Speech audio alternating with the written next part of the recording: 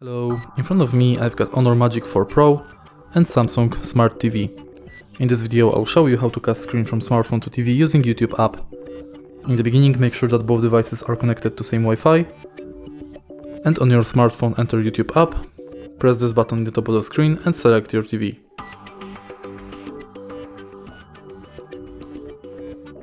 Now when devices are connected, you can play any music you'd like on your TV via your smartphone.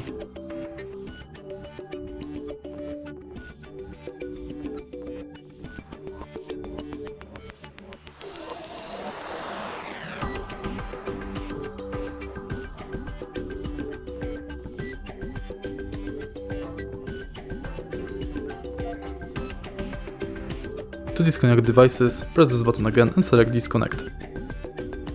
And that's it. If you find this video helpful, please leave a like, comment and subscribe.